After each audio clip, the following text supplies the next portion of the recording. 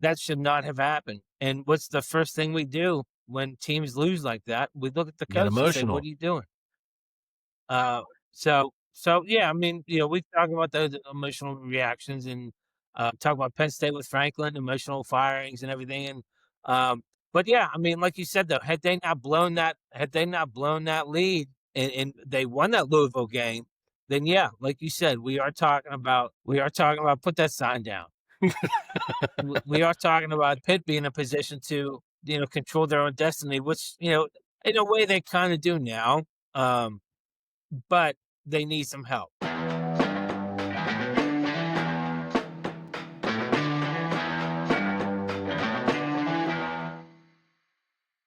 What's up, C Squared Nation? We are back at it for another episode of the C Squared podcast. My name is Chris Galiszewski, and I'm joined alongside the GM, Curtis Davidhizar, decked out in these Notre Dame colors through and through. I don't get it. Luck of the Irish, I guess. But in any case, Curtis, how's it going? It's going, brother. It's getting a little chilly out there. I think you would agree. Can't feel certain parts of my body, if you know what I mean. Yes, it is. Well, I think I do, but we can table those conversations for a different time. But yes, it is. It is getting a little chilly. You can probably see my window AC unit in the back here in my attic. I need to get that out, but it is pretty chilly. I'm glad I have the hoodie on tonight. It's better than that shirt I'm looking at. But you deserve to be cold if you're wearing that stuff. Well, that's fine. We'll see how things go this coming weekend. I guess ESPN Game Day will be there on site as well. I Yes, think they it's gonna be will. one prediction I have with that game is I think it'll be a high scoring game. I think it has that potential. Yes, I think the benefit that I think Pitt has going in is that they're doing pretty good run defense. Jeremiah Love still might be a little bit too much for him, but I think they'll have the ability to slow him down a little bit. They're not going to stop him, but I think they can slow him down a little bit and hopefully avoid any of those runs like he had the other day. But if they remain healthy, and I know there's talk with Pitt about, and we'll get into this more, and I'm curious, your take, just being a football fan, but there's some talk about Desmond Reed and his health. Hmm. If this game doesn't truly matter, and I'm going to preface all that, I'm going to say all this, but then I'm going to give my thoughts actually on it. But there was talk about with their potential run to a playoff, that this game against Notre Dame doesn't matter as much. And given that, if that's the case, do you play somebody like Desmond Reed, who has had some health issues, or do you save him for those more important ACC games against Georgia Tech and Miami? Now, I'm of the mindset I don't want to beat anybody but Notre Dame. I mean, of course, I want to, win the ACC games, but I would love to stick it to Notre Dame and get that win. But if it came at the expense of not making it to the ACC championship, then obviously I'll take that loss. But I say all that to say the conversations that I've been hearing surrounding this game this weekend are number one, it is Notre Dame, of course. It's a game you always want to win. But number two, what happens after Notre Dame? Do you win against Georgia Tech? Do you win against Miami? And there's a little couple scenarios where there's talk about they have to win out if they want a chance at playoff. There's talk about a potential situation or scenario, if you will, where they lose to Notre Dame but go on and beat Georgia Tech and Miami. They obviously need some help. You still have a couple one-loss teams. If they win out in the ACC, they would still be one loss. But then through the tiebreakers, who knows? But I'm of the mindset, like I said, I want to handle business this weekend. Now, if I had a crystal ball and could see what happens in the next few weeks, there's no guarantee that even if they did win out, that they would make the ACC championship. So if I can just start off with a win against Notre Dame, that's good enough for me. So that's the way I look at it, because I think Pitt sorry, let me rephrase. I think Notre Dame is one of Pitt's biggest rivalries from the standpoint of it's a big game for them. I want to see that win every year. They play a lot. They play more than Penn State does. Yeah. So I think it's slowly becoming like that predominant rivalry with Pitt. maybe Notre Dame and Notre Dame fans look at it differently from that perspective. But if you're Pitt and you're a Pitt fan, that's slowly becoming one of their biggest rivals because they do play a lot more than Pitt, Penn State. And anymore, when you look at teams like West Virginia, that's not as big as it used to be. Yeah, it's still a big deal, backyard brawl, but I don't think it has as much uh, um, essence around it as Pitt beats West Virginia. Whereas if Pitt beats Notre Dame, man, I love it a lot more. Yeah, I'm sure you will.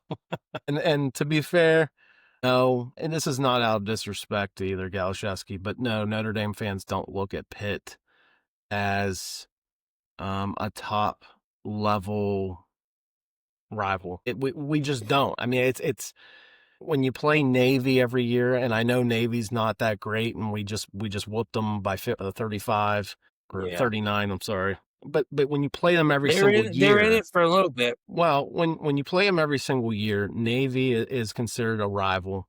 USC is considered a rival of Notre Dame because they play every year. It used to be Michigan every year. So I think Right. those are really like three of the big ones. Stanford, you could probably throw in there as well. So no, I don't know that Pitt rises to that same level of a rival to Notre Dame, but I understand it from Pitt's side, and I get that that's it's I guess you could say it's their Super Bowl in a way, and it is for a lot of teams, and there's nothing wrong with that.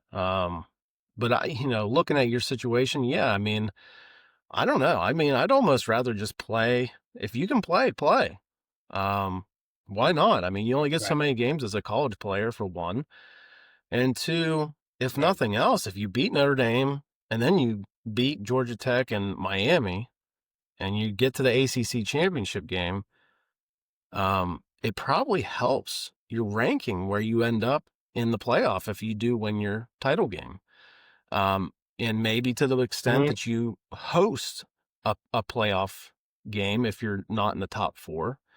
And so that's Right. the difference that I look at. You beat a Notre Dame, maybe that's the difference between playing a playoff game on the road or playing it at home. And if you're playing a playoff game and it's one of the first round games, you want to play that at home because you want that home environment. You don't have to go on the road and face that crowd.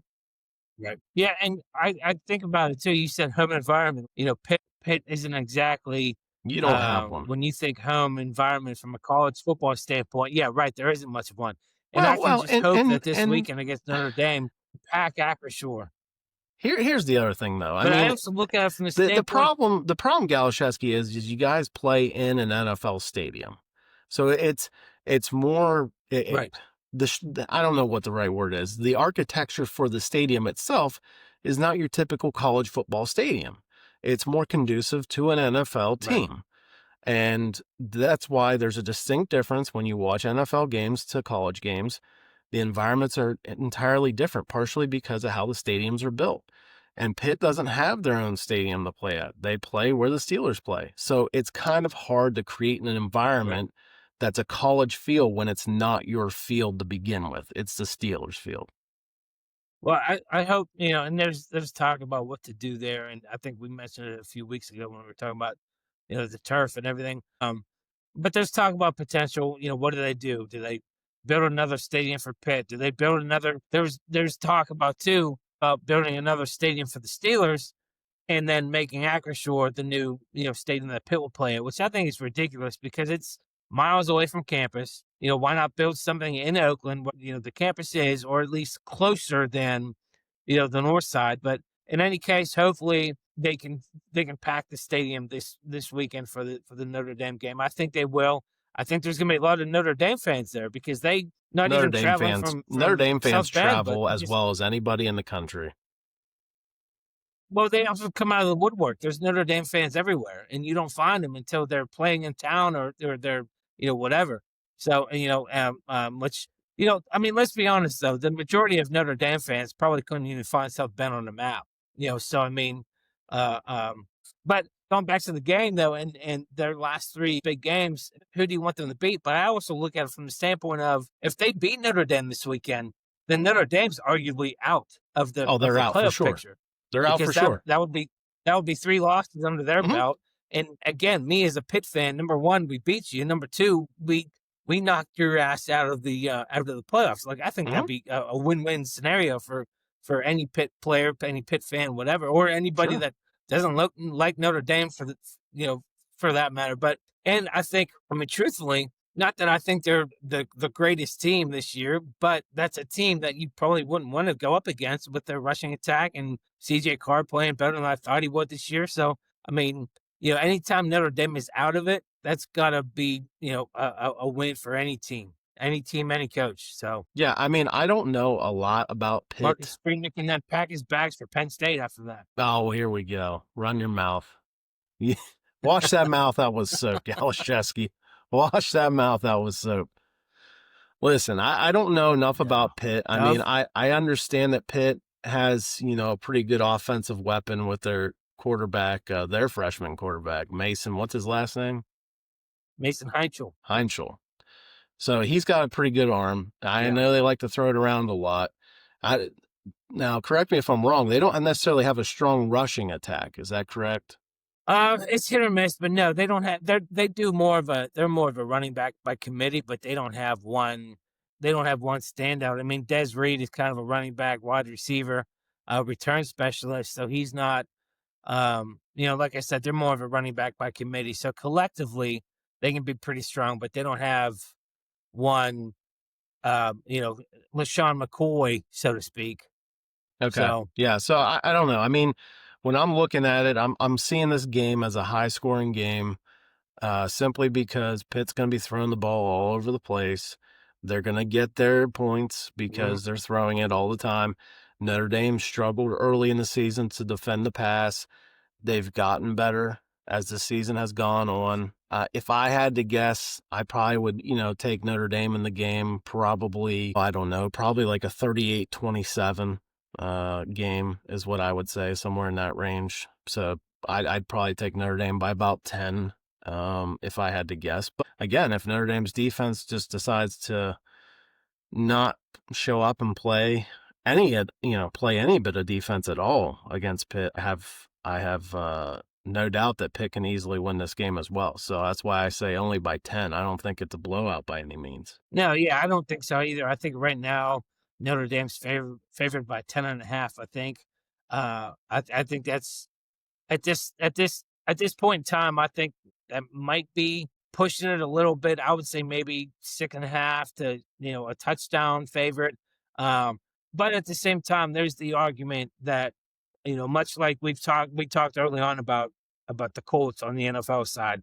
Who have they really played this year? Well, you could argue the same thing to a degree with Pitt. They haven't played a lot, but again, you know I don't really a lot of times buy into that. For the most part, if I ever say who have they played, most of it's more tongue in cheek than anything. I mean, they're still going up against Division I athletes. They're still going up against some of the best players at that position. I mean, it's not like everybody is a D1 athlete. Right. They played Florida State when Florida State was still ranked, and they beat them. Or if not ranked at the time, they were just fell out of the top 25 or something. So they can only control what they can control, and Mhm. it's not their fault that their schedule isn't filled with top 10 teams, top 25 teams. But they are winning these games pretty handily, a lot of them, and they're looking good doing it. And they're getting production from all over. Kenny Johnson is a receiver, Turner is a running back. Des Reed, we already talked about. Their defense, they're getting production from everywhere. And one thing that they have this year that they haven't had in a lot of years in past, and I think we talked about this before the season started, is their depth. And they've had to rely on that depth in recent weeks because of injuries. And that's why this bye week they just had, I think, is a huge help. But all told, if this does end up being a two touchdown or more win by Notre Dame, I won't sit here and say I'm completely surprised. But at the same time, I'm not going to sit here and act like I didn't see this coming either, because of I look at it from Mason Heinchel. This is his first big test on the main stage, and I feel like to a degree that they might look at this to think, well, college game day, it might be a too big for your britches kind of moment for someone like Mason, a true freshman quarterback. I don't know. I mean, could he handle it? We'll find out. But then I also look at something that Narduzzi said when asked about this game. and I don't know exactly what the quote was, word for word, but he basically alluded to the fact that he could lose this game 100 to nothing, 110 to nothing if it meant winning out in the ACC and going to the ACC championship. So I think it's comments like that that could really mess with the team and really get inside somebody's head. And really, it looks to me, it sounds like he's looking ahead instead of just focusing on this game. So, do I think they have what it takes to pull it off and win? Yes. Would I be surprised if they win? No. Would I be surprised if they lose by that 10.5 or more? No, I wouldn't.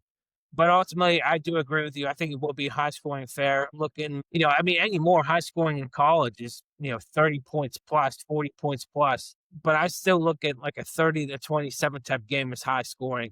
I could see this being in that 35 to 42 to 31 type neighborhood. Not saying it's going to happen, but I could see that happening because I do think that both offenses have the star power to do it. And the defenses, I think, as good as they are, it has some questions at defense with injuries. Notre Dame's defense can be a little shaky at times. So I don't know. We'll see. I could be totally wrong. It could be a score in the teens. It could be a 21-14 type game. Who knows? But I definitely right now think it will be a little high scoring. Well, and so to that degree, one of the reasons I kind of give Notre Dame the edge, just even slightly on defense, is because, again, they're both freshman quarterbacks, but just looking at what I've seen, I'm thinking that with Notre Dame's talented secondary, they've got Adon Schuler, Christian Gray, Leonard Moore, guys who, if they see Mason Heinschel make one mistake, they can intercept that ball and change the game really quickly. And I understand it can go the other way too, because CJ Carr had his moments early on.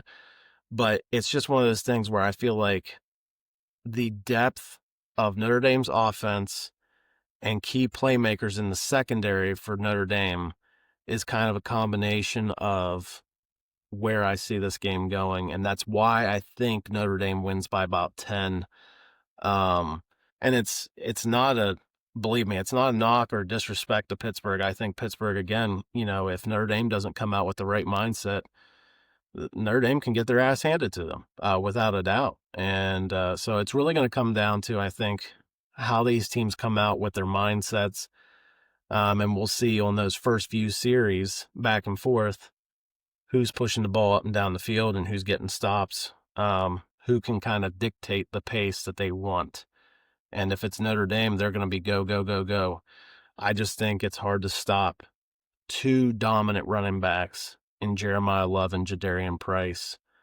And we've seen Jeremiah Love, my goodness, in that Navy game. Navy thought they had him on the ground. He rolled over top the Navy guy and ran down for a touchdown. Nobody knew about it till Yeah. the last second.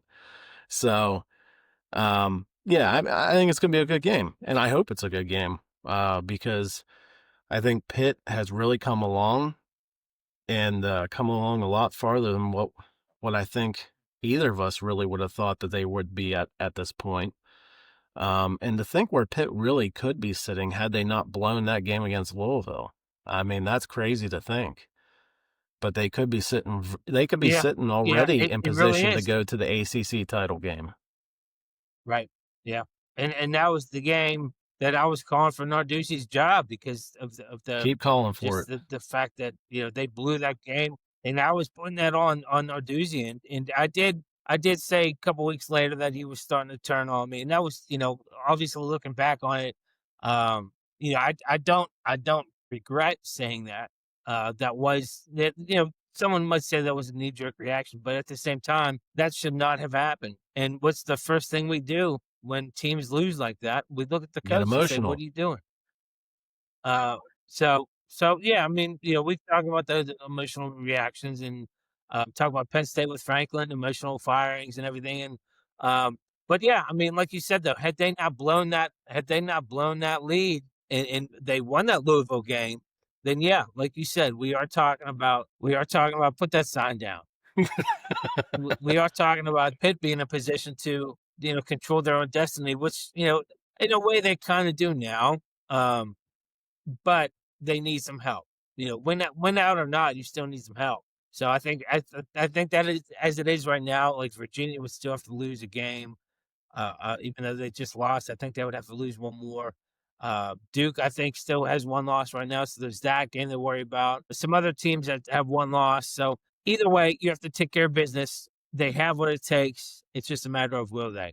They're all three winnable games. I don't want to say very winnable, but they are winnable games. Do they go 3-0? I don't know. I'm thinking they certainly can, but realistically, I think 2-1. And that loss I would see coming to Georgia Tech or Miami because it's that conference aspect. And they're not, they're coming off the bye, heading into the game against Notre Dame. So I see that one. I do see them pulling that one out because this is the type of game that Pitt wins when they're facing a tough opponent like Notre Dame, or in the past it's been the Clemsons or whomever. But this is the type of game they win.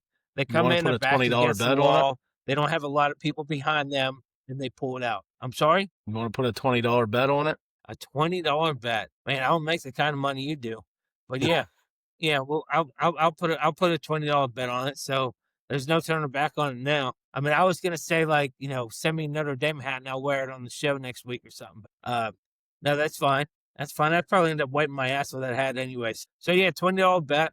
Pitt wins outright. No spread. No nothing. Just $20 outright. You're on. Hey, $20 is $20. Amen. Hey, you know who 20 doesn't bucks is need 20 to bucks. You're right about who that. doesn't No. need to find $20 right now? It's probably Mr. Fernando Mendoza, who doesn't need $20.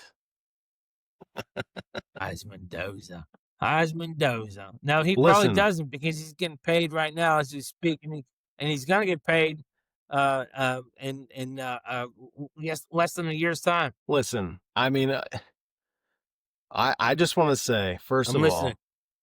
all, I feel sincerely bad, really badly for Penn State fans. I really do, because Now, that may I was have been pulling the for him. I really that was. may have been shut up. That may have been the best game that they've played all year, honestly, in the way they played. Even better than how they played against Oregon when you think about it. And doing that Yeah. without Drew Aller. Grunkemeyer looked pretty good out there. He looked pretty comfortable since this was his third start. So I think more than anything, I feel bad for Penn State, but what a way to finish that game with Mendoza leading them down the field. And then probably, I don't think there's any doubt about it, that's the catch of the year by Omar Cooper Jr. in the end zone. That's easily the catch of the year.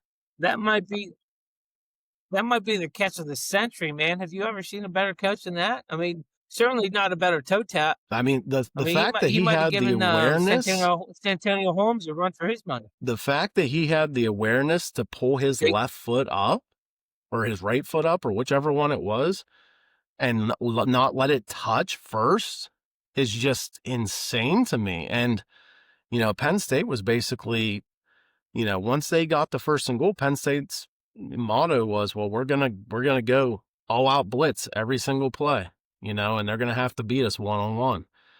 And, just a great drive. And also, I mean, the other receiver for IU, Charlie Becker, had a phenomenal catch on that final drive on the sideline, getting a tap down before he fell out of bounds. That was like a third and long play or something like that, right? Didn't that keep the drive alive for them? Yes, it did. Yes, it did. Yeah, he had a couple of those nice plays, but certainly that catch late, and he ended up with over 100 yards, I believe. He did. And so I also want to say this was the first time, I don't know if you saw the post-game interview with Cignetti. This was the first time Cignetti actually looked emotionally happy and like he was about to cry because he couldn't believe that they pulled that off. I mean, usually he has a scowl on his face even after they've won by 50. And he was emotional. I mean, for people who don't understand, Indiana football has sucked forever until these 2 years. It's never been this good. Never, ever, ever. And along with that never, ever, ever, they've never, ever, ever won at Penn State. That's their first win at Penn State. So it is a big deal for Indiana, let alone the fact that they're still undefeated. But I will say this, Galiszewski, my boy is sitting on the couch watching the game with me. And when IU had to punt it back to Penn State with about 3 minutes to go, he grabbed the pillow and put over his head and started crying. And I said, listen, relax. They just have to get a stop. It's okay. All right. Don't get excited. But then when they scored that winning touchdown, he was as cool as a cucumber. He could have cared less. I'm like, where's the emotion? I'm jumping up and down screaming about the stroke out, you know? But it was just, it was kind of interesting just to see how my boy played that. He really was. He was crying. And I just said to him, I said, listen, and this was before the touchdown happened. I said, here's an important lesson, buddy. I said, there is still time left. They still have all 3 timeouts to stop the clock. And I said, the other thing is that you never give up. You play until you can't play anymore. You keep playing till the clock says zeros on it. And, you know, I reminded him of that once the final play, once they took the touchdown, hit the touchdown for the lead. I said, listen, I said, what did I just tell you? I said, did I know this was going to happen? No. But the biggest thing out of this is you never give up.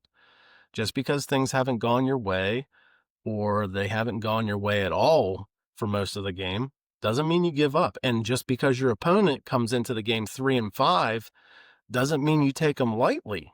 You play hard against anybody, no matter what, because you're going to get their best shot, especially when you're really good. And they went from looking like an 8-0 team to right back to being that 3-5 team that they were before the loss. Obviously now 3-6, but yeah, that's a great lesson to take away from that game about never giving up. And of course, it doesn't hit home as hard when it's, you know, an 8-0 team showing that, you know, resilience and not giving up, as opposed to if it was like Penn State, you know. But I think the message is still the same. It just might hit a little bit harder if it's, you know, the other way around. But either way, certainly with your boy sitting there, that's a great way, you know, great transition into, you know, making a life lesson out of a football game. And I mean, hell, you know, I think sports are a great way to teach life lessons anyway. That's one of the greatest things one of the greatest joys I ever got out of coaching and do about teaching is those life lessons, because it's not always about what you're doing in the moment, but what you can learn from it and take from it. But I'll tell you what, what game you don't want to, you know, what game that they did give up, or, you know, was the Steelers. You know, they certainly didn't channel their inner Indiana Hoosiers, and they may not have given up because they did score late, but all told, they're looking, it's looking a little gloomy days around Pittsburgh, not just because of the weather, but because of the results that we aren't seeing, I should say. Not that we are, but we aren't. And man, you go from knocking out, you know, knocking down, knocking out, whatever, Daniel Jones and the Colts to getting your you know what pushed in by Justin Herbert and the Chargers. But, you know, I mean, to be honest with you, you know, the final was 25-10. But I think normally in those games, you look at, you know, if it's a close game and you think, you know, the final score is not indicative of, you know, the thumping that was done. Like, again, the Steelers Colts game ended up 27-20. That game wasn't that close, you know, if we're being honest. Conversely, I don't think that final score, even though they Steelers got a score late, so it really was 25-3 until they scored late. I don't think that's really indicative of them just getting smoked by the Chargers, because there was only a couple plays that if they go a different way, Pittsburgh is right back in the game, and I would have been interested to see how the game would have played out if they hadn't. If they had got those plays, and I'm not saying that because being a Steelers fan, I just really think that looking back on it, the Chargers, I don't think they really dominated that game. I mean, the Steelers shot themselves in the foot an awful lot. If you look at Rodgers, he was under some pressure, but he had some nice, I don't want to say he showed really good mobility, but he had some plays where he was scrambling out of the pocket and just missed the receiver. And the first thing that comes to my mind is early in the game when it was still zeros on the scoreboard. when they had to settle for a field goal, he scrambled out, and a nice scramble out, and just completely missed DK Metcalf for a touchdown. That right there, you don't settle for 3, you score a touchdown there, that might change the whole dynamic of the game. I don't know. Defensively, I thought they played pretty well. Couple big gaffes, but mostly, by and large, I think when you look at the offense and the ineffectiveness of the offense, I mean, hell, they're 0 for 9 on third downs until the final drive of the game where they scored a touchdown. 0 of 9. That's horrendous. And that's, I mean, you could argue it's on the play calling to a degree, but man, you got to go out there and execute. Rodgers missed a hell of a lot of throws, but again, defensively, they played okay. I mean, they held Herbert for a little over 200 yards passing. That's pretty good. Herbert's still, in my opinion, one of the better quarterbacks in the league. It's still a decent offense. Then that one play to McConkey late in the game that went for 58 yards. So it's little plays. I don't think they're outright dominated by the Chargers by any means. Now, granted, they did get their plays, but I don't think it was dominance the way that score might have indicated. When you look at the stats and look at, again, 0 for 9, Rodgers with the 2 picks, the safety, little things here and there that if they go different ways, we might be having a different conversation. But, man, I will say, though, that team is in trouble big time. I didn't think that they were back by any means after that Colts game, but I thought, okay, well, maybe you can build off of this, not take a step back. But, man, Rodgers, I don't know how much of the game you watched. Rodgers looked his age yesterday in that game. He looked like the soon-to-be 42-year-old that he is. I'm not saying that's what we're going to see the rest of the way, but I am going to say this. If he continues this, and again, I don't think he will. I think he's good enough still that he's not going to let this define the end of his career by any stretch. But hypothetically speaking, if this is like his downfall, then they have bigger problems than what I keep hearing about them not going after a receiver at the trade deadline. And that's going to be the fact that if that's what the rest of the season may look like, they have 5 wins now. You're lucky if you get to 7 or 8 wins. Now, do I think it's going to happen? No, I don't. But I'm not going to sit here and tell you can't either. The way the offense looked on Sunday. So yeah, I mean, like I said, if they can't get it together, then they're going to have bigger problems than not getting a receiver at the deadline. I mean, although who knows what MVS is going to do. But in any case, just ultimately, like I said, that game itself, it was difficult to watch. But it was mainly because the inefficiency on offense and the ineffectiveness and the lack of production. And do I put anything on coaching? Not as much. I've never been one to go right after the coaches anyway, because at the end of the day, they're not the ones playing. Now, make adjustments. Can you make adjustments at halftime to combat what's happening in the what happened in the first half? If that doesn't happen, if you come out doing the same thing, okay, coaching. But if you can't hit receivers, if you can't hit your blocks, if you can get out of the way of running backs, I mean, Broderick Jones, for the love of God, man, what are you doing? I don't know how many times there was a big play potential and who's in the way or who's giving up a block or who can't stay on their block. Broderick Jones, he was the one Khalil Mack beat on the safety. Caleb Johnson, who by all accounts, looked like he could have been somewhat productive last night for the first time all year, gets the ball and almost immediately runs into Broderick Jones, who's in his way. Like, what are you doing, dude? By far, just a bad offensive output, and again, missed targets, missed touchdowns, missed opportunities, missed field goals. Boswell with a rare miss. I don't obviously put the game on that because you can should be able to rebound from a missed field goal. But anyway, do I think it's going to be the demise or the downfall of Pittsburgh or Rodgers? No, I don't.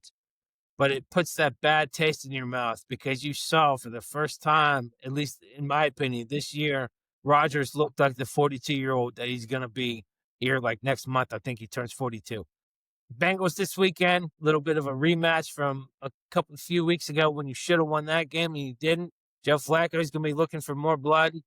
So it's the Ben Gay Bowl 2.0 or the whatever bowl they Cameron Hayward called it. So the Icy Hot Bowl, I think it was. But in any case, they have a couple winnable games coming up with the Bengals and then the Bears. But then they have Buffalo, who's going through their own issues right now. So I think I even texted you last night, and I had my own thoughts on it, and you responded with what you responded with. But it's there's either so much parity in the NFL this year, or there's just a lack of good quality teams. And I think it is the latter, which is what you responded with as well. But when you look at it, I mean, there really is not one. Even the teams right now that are, the Colts and the Patriots, and even on the NFC side, you have the Rams that are doing well. The Seahawks are doing well. There's no, I don't think, clear-cut favorite in either conference. I mean, because again, you have the Colts who went out last weekend and lost to Pittsburgh. Then they come back this past weekend and struggle against the Falcons. They did pull that game out, but if it not for Jonathan Taylor, they wouldn't have. Who, by the way, again, it's just phenomenal running back. I mean, that dude is just awesome. But there's just no clear cut. The Dolphins beat the Bills. The Panthers beat the Packers one weekend, and the next weekend they lose to I forget who they played, the Saints or something like that. But and then you have the Saints. Tyler Shook playing for the Saints now, looking good. It just doesn't make any sense to me. Who was it that beat the Buccaneers? I think lost a game that they probably shouldn't have lost. So I mean, it just makes zero sense to me. I don't know. Maybe you can make sense of it. Old GM, old wise one. Well, you said about things being indicative of certain trends and whatever. And I want to go back to last week when the Colts lost to the Steelers. I want to say that I don't think the Colts were as bad as they looked in that game. Because when you think about it, yes, they lost 27-20, and yes, the game really wasn't that close. But think about this. They lost that game by a touchdown, and they turned it over 6 times. That's indicative of a good team who, when they play that was garbage points at the end. But listen, they played their ass off right up until the end of the game, including doing an onside kick to see if they could get one last chance at a Hail Mary. That's indicative of a good team that puts themselves in a position to still at least have a chance at the end of a game, regardless of how bad they've played. And they played bad. And I will argue to you that had Josh Downs not muffed that punt, that Indianapolis probably would have won that game, because they get the ball, they drove down the field on the first series, and if they get the ball and drive down and score again on that second series, the tone's pretty much set at that point. And it would have been probably Indy winning that game. But I really believe that muff punt changed everything.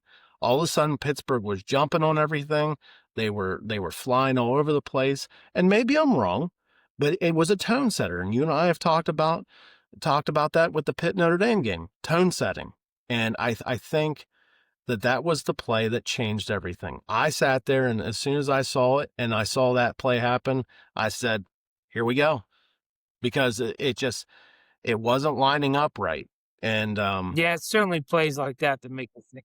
So again, my point is, the Colts have like 12 turnovers this year. 9 of them have come in the 2 losses. 6 against the Steelers, 3 against the Rams, and in both games they only lost by a touchdown. Now again, you can, okay, the game was already out of reach or whatever. That's fine. But point still standing that their 2 losses with all those turnovers have only been by a touchdown. And that's indicative of a good team, in my opinion, that you can lose games only by a score or less. And I would say, yes, they didn't have their best game. I told you after I watched the recording of the Colts game, because, I do put the Lord first before the Colts. So I went to church and watched the game later since it was a 9:30 game. There you go. But I will say this. I told you in a text that I think this is a very good time for them to have their bye, because now they get to get healthy. And on top of it, they can regroup, get some things figured out with the offensive line, because I think you would agree. Yes, Pittsburgh's rush defense is really good, but I don't think the Colts offensive line has played as well the last 2 weeks, and has allowed a lot more pressure than I would would hope to see and have seen in the past. So I think this bye comes at a really good time to kind of find a way to rejuvenate and get things realigned for what had been one of the better offensive lines in the NFL up until the last couple weeks. But, and we've talked too, Yeah, I mean, I think anytime you can hold Jonathan Taylor to, I think, like 40 yards is what he got against Pittsburgh. That's, then he goes and puts up, 275? Yeah. I mean, it's just unheard of. Well, and so there's two things that I want to take note. And I sent you a message about the one, and that is I think Steichen has to realize now you run the ball. That's your focus. You run the ball regardless. And then secondly, you're going to get healthy on defense. They're going to get Mooney Ward back here after the bye. So now you're going to have your two of the best corners in the NFL in Mooney Ward and Sauce Gardner out there. And Sauce Gardner with the bye is going to get a chance to have 2 weeks to learn the playbook for Indy and how they play their zone or their coverage in defense. I think the Colts are positioned really well moving forward. He better learn something because he looked foolish against Drake London on Sunday. Well, Galiszewski, I mean, I agree with you to an extent, but I would sit back and say the guy had 3 days to learn the Colts defense. I mean, come on. I mean, you're telling me that you're going to give a guy 3 days to learn the SATs, go tell him to go pass it? I mean, come on now. That's a little unfair. That's a little, I mean. Hey, man. But that's Sauce Gardner. He looked like a fool. I mean, he did slip and fall. So it's not like what happened on that play really had nothing to do with learning the defense there. But hey, I will say Kyle Duggar, same situation last week, and he ended up getting a game ball from Mike Tomlin, just his presence. They need all the help they can get at this point. But yeah, I mean, that's definitely, I wish, obviously, the bye didn't help Pittsburgh at all anyway, but I wish now was about the time that they had their bye, just not even to get healthy, because they are, by and large, pretty healthy, but just to work on these, the lackadaisical offense and get on the same page and maybe have time to acclimate MVS and get him up to speed and, just whatever. Like this week 5 bye is nonsense. But and right now, given the game that Rodgers did just put in, maybe he needs a bye right now. So I just think that it's going to be interesting to see. I'm not staking my claim that they're going to be fine. I'm not staking my claim that they're going to only be 7-win teams to go 7-10 and no, they'll be 9-8 but it is because that's how Tomlin does it. Hey, setting that standard, keeping that standard where it is. And if they do go 9-8, they'll, regardless if they finish 9-8 or they win out from here on out and go 13-4, they're gonna lose in their first playoff game anyway. So I mean, they can just go on this crazy run and Jaylen Warren turns into the running back we all hope he's going to be, who, by the way, I think is underrated, but they need to utilize him more. I mean, it drives me crazy that they don't utilize him enough, and they go away from the run. And that's the other thing about yesterday. They start out the game, they take the ball, which I always like. I'm a defensive guy. I always like to kick off first and, go on defense first. But hey, whatever, set the tone. Talk about tone setting. First play of the game, false start. Then you go 3 straight passes. That was a mistake right there, too. You open the game with a false start, and then you just pass, punt. Like you need to sprinkle in a run there. Like that was BS from the get-go. But I thought it was funny that when the Chargers got the kick to open up the second half, their first offensive play in the second half was a false start. But then I don't remember if they went down and scored, if it was a 3-and-out, or that I think they did punt. But in any case, you can't be having that. But again, like you said, they'll find a way to go to 8-8, even if they're struggling. If they need to pull out 2 wins in the last 2 weeks, they'll find a way to go 8-8. They'll find a way to praise Tomlin for another non-losing season, and we'll be back and doing it again next year. We'll be having this conversation next year of mediocrity and how they're okay with it with Tomlin. As long as he's having winning records, the standard is the standard. So, Galiszewski, one other point that I want to make is something that I had texted you previously, and that is it just doesn't it seem like it feels like it's 20 years ago, 2005, Indy, Denver, New England, Pittsburgh, they're all at the top of their divisions. I Yeah, feel like we're right right. back where we were 20 years ago. And granted, it's not Brady, Manning, Roethlisberger, and Jake the Snake out there leading the teams. But hey, here we are. And, it's a three-way tie at the top with teams that are 8-2, the Colts, Patriots, and Broncos, and it's eerily similar to 20 years ago. Hey, I'd be okay with that. Give me the 6th seed if it means we're rattling off 3 straight victories on our way to another Lombardi. I'm all for that, and almost full circle. So that was Bettis's riding off into the sunset moment. Maybe we can have a moment for Rodgers to ride off into the sunset. So if you want to flashback to '05, hey brother, I'll take it. I'll take it. And we would go through. It would be, well, minus the Patriots, because we didn't play the Patriots that year, but we did get through Indy and Denver. So hey, I'll take it. Well, I would be remiss if I didn't say something.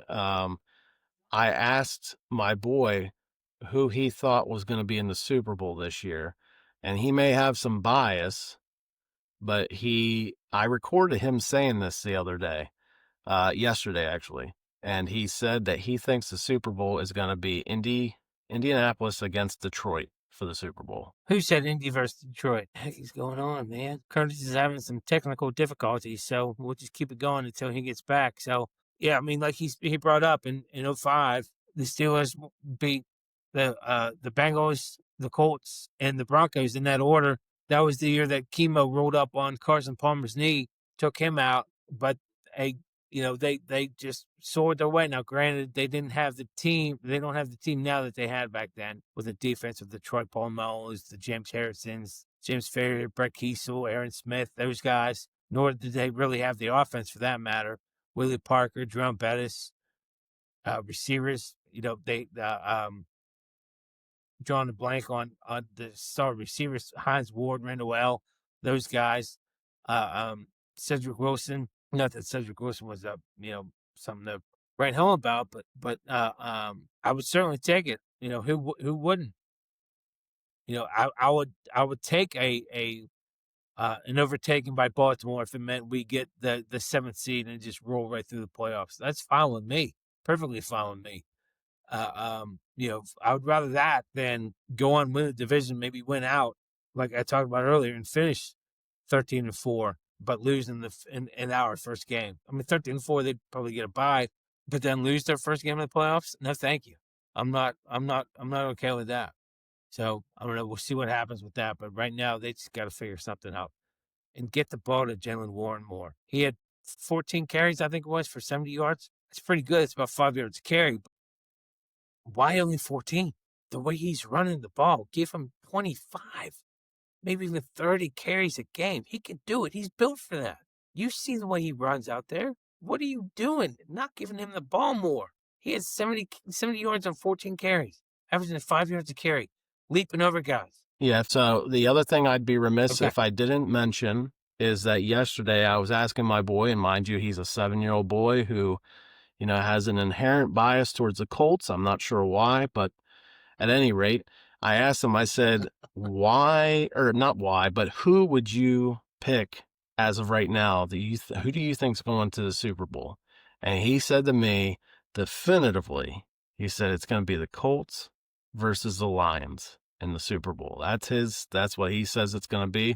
So I'll put it out there. Wow. It's worth nothing, nothing but one 7-year-old's dream. So, Hey, man. I think that's a very plausible situation, though.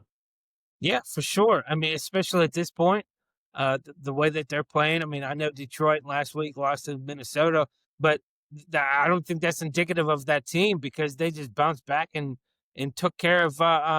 Was it Washington? No, yeah, Washington. I think Yep. they played yesterday. Yep. So they're they're taking care of business now. Granted, Washington's banged up, and man, I real quick, I'll say how bad are mine and I think our predictions looking right now.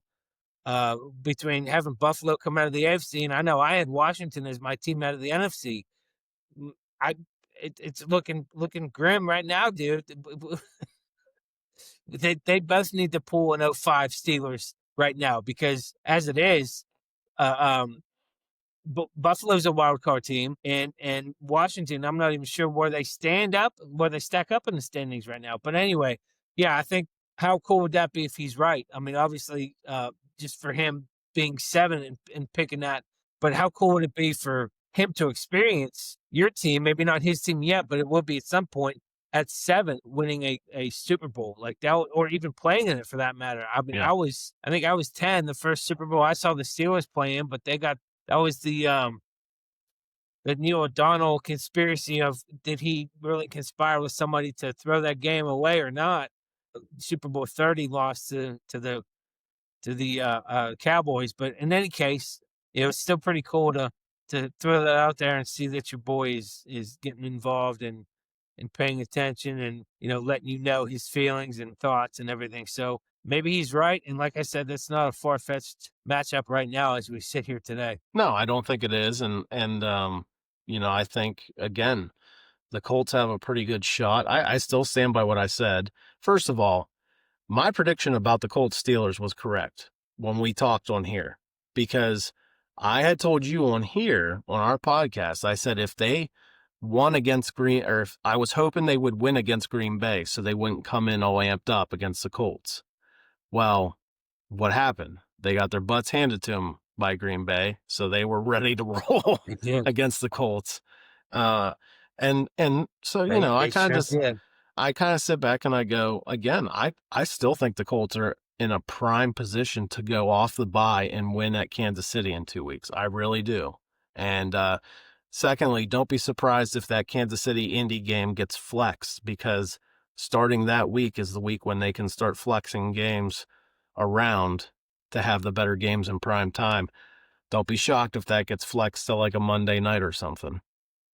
Well, that's, you said in 2 weeks. That's I know the Steelers have a Monday night game scheduled coming up in the next few weeks. I don't know if it's the same week as that game, but they come out of the bye with that, so that's not this weekend, but the following week.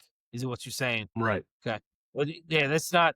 I think that might be because that's when they play the Bears. I don't remember if that's the Monday night game or Buffalo's the Monday night game, but either way, um, yeah, I wouldn't be shocked by that either. And I do hope that the Colts can win that game.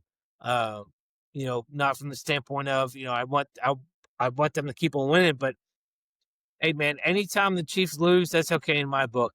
And personally, I think, and this isn't just my hatred toward them, but I don't think they are uh, um, on the high trajectory up and up like some people are claiming that they are. I still think that they have a long way to go, and they have 2 teams now to contend with in that division alone. Yeah. Never mind the rest of the AFC. So I don't think that they are, because a lot of people, at least what I'm seeing and hearing, is a lot of people are still dubbing them the team to beat in the AFC as they sit at 5-4. I know that the Baltimore is looking like they're on the up and up. They're now 4-5. Who knows what they're going to do? But if they overtake the AFC North, uh, um, then maybe I think that opens up maybe a wild card. But there again, you have Buffalo to contend with. You have your own 2 teams in your division to contend with. So they have a long way to go. And if they keep losing, they're done. So yeah, I'll be pulling for the Colts in that one. I would love to I see mean, Taylor run all over If Kansas City the sneaks Chiefs. into the playoffs, they're still going to be the team to beat, because remember, they still have the referees on their side too. Well, yeah, of course, of course. And man, that was speaking of the referees. Watching that game, Kansas City Buffalo a couple weeks ago, which again, Buffalo goes and plays Kansas City the way they did, and then a week or 2 later they lose to Miami the way they did. I mean, again, it's crazy to me. But watching that game, Buffalo Kansas City, there was a play, and you might remember what I'm talking about. There was that intentional grounding call against Mahomes. Well, normally that's a play that's not flagged. You see how badly they're complaining and moaning about the flag that was unobvious. intentional grounding play. I mean, and that's the play on the opposite. If it happens against them, that they're crying that there wasn't a flag thrown. So, it's just really, and granted, if it's my team and there's no flag, obviously I'm not going to say, hey, why didn't you throw the flag? And if it happens against me, then I would say, hey, why didn't you throw the flag? But let's not try to act like you wouldn't be the one lobbying for a flag if it happened to the other team. Right. And then trying to play innocent victim when it does happen to you. Right. And that's what Mahomes does. That's what the Chiefs do. And I don't care who you are. You can't tell me that they don't get calls in their favor more than any other team in the league. Did I see some calls did I see some plays that there should have been flags yesterday watching the Steelers Chargers game? Yeah, I did. So there are calls that there are those plays that don't get called for essentially every team, and there are the plays that do get called for every team. But if you watch a Chiefs game, you will see flags more so in favor of them than any other team. Any other team. And there's proof out there. So don't try to tell me if you're any Chiefs fans out there that I'm crazy, because I'm not. No, you're absolutely right. I just can't always talk right. I wanted to say plays and calls and flags, but yeah, I mean, it's, it is what it is. But ultimately, I just, the NFL this year is just so weird week to week to week. I mean, it's, again, Buffalo loses 1 week, wins the next. Green Bay comes into Pittsburgh and rolls over the Steelers. Then they go and lose to Carolina. It's like, and then Carolina shuts out the Falcons 1 week.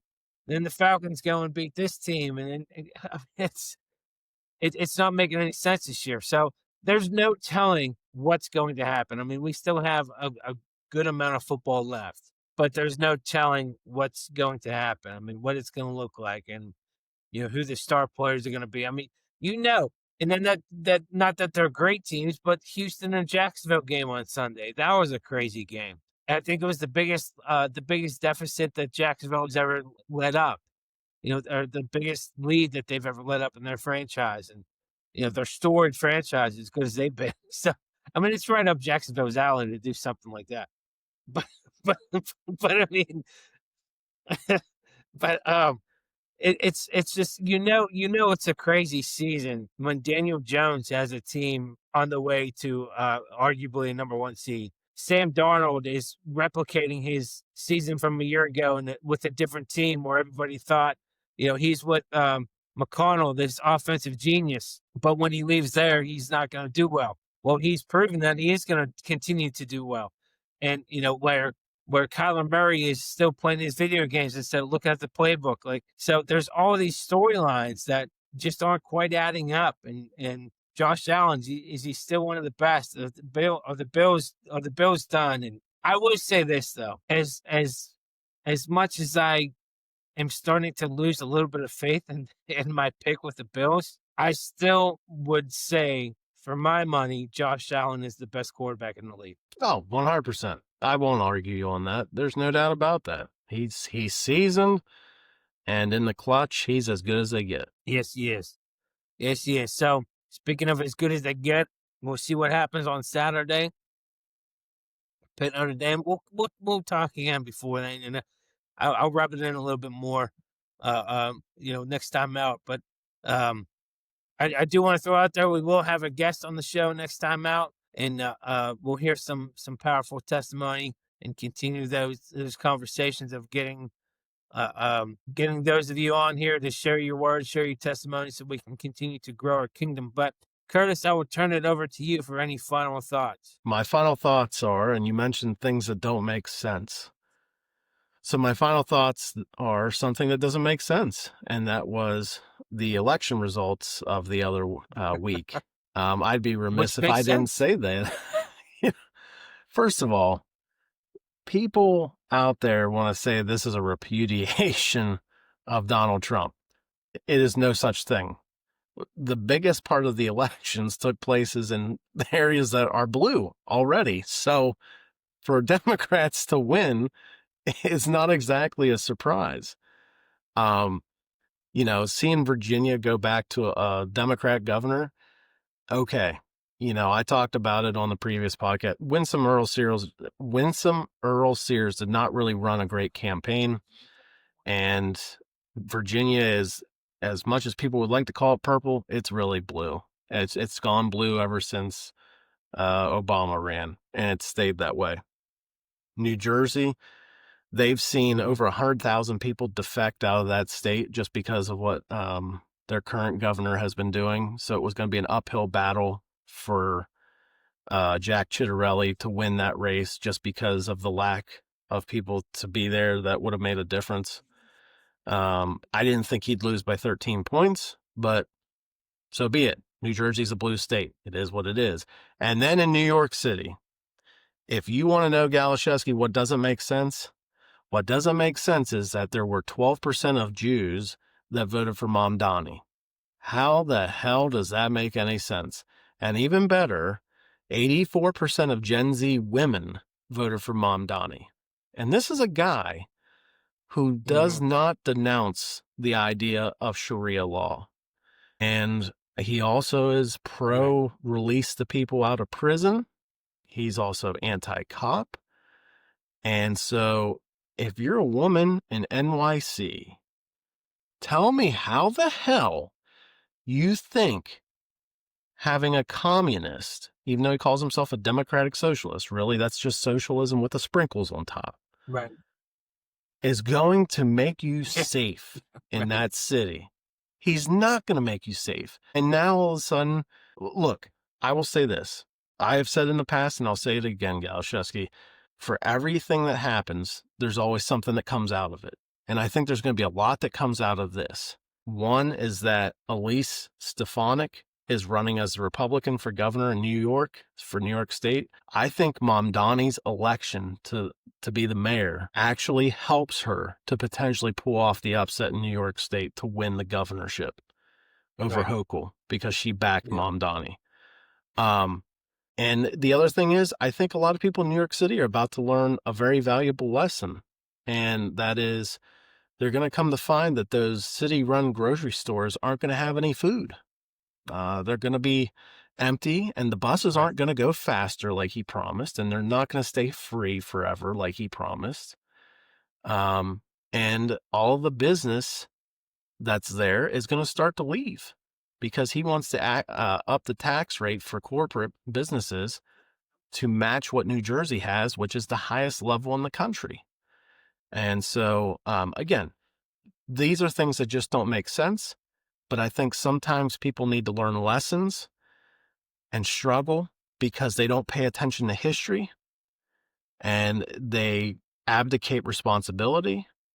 And I think those two, when you combine them, is what you get when you get a Mamdani running for the mayor of New York City.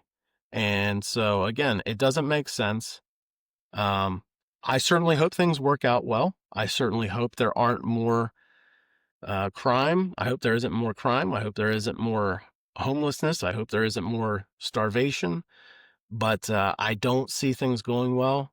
And again, sometimes it just takes people to see a socialist come into power to see that it doesn't work. But they like to think that every time it's just that it wasn't the right guy, it wasn't the right place, it wasn't the right temperature, it wasn't the right whatever. The guy had a beard, but he was bald on top, so it wasn't the right guy. They like to think that they have to wait for the perfect person to come around to make it that utopia. Right. And so in the end, they will find out. And I hope not through the worst of the worst, but sometimes that's what it takes. And I think it's not even just for that situation though, Galiszewski. I think it's a life lesson for all of us, is that sometimes when we risk it for the biscuit, realistically, we're not thinking straight and we're just wanting to get our way without actually going through the correct process. And so that's what you have a lot of people here who are struggling financially, who got desperate and have said, I've had enough of capitalism. Let's go try the socialist, who, by the way, won a majority outright. He had over 50% of the vote. That is scary. That is scary. But again, people need to find out. And so they're about to find out. and probably won't like it as much as they thought they did. Well, that makes you wonder too, and not to get tracked in a conversation about this, but I just want to say this point is that it makes you wonder how many people will just vote for the party instead of the candidate. Like they see blue and they're like, "Oh, okay, that's who I want. So let me vote there." And I'm not sitting there saying it doesn't happen on the opposite side too. It happens both ways. I'm sure there are a lot of people that say, "Okay, Republican, boom, check the box. Democrat, boom, check the box," without knowing anything about the candidate or anything about their campaign or what they say they want to make happen or what they say they are going to make happen. They just see blue or red and boom, check a box. But even more And that's so, they don't I know the seriously wonder in history. situations like that. Even more so, Galiszewski, they don't know the history of policies that people are standing behind. And so that it comes down to two things then. Either A, you're ignorant of not knowing what policies have done in the past, or B, you're complicit of bad policies and you're okay with it. Right. So Yeah. either scenario is Yeah. not good. And if anything, I'd rather be the latter and say, well, What? I didn't know, so that you're innocent of it. But now you learn. Yeah, just play dumb. But I think it's a combination of both. I really do. Mhm. But it's unfortunate, but there's not enough people. Just like with anything that we've talked about before, that we talk about just do the research. If people would just do the research and read up on these people, read up on the policies, find out the history of certain things.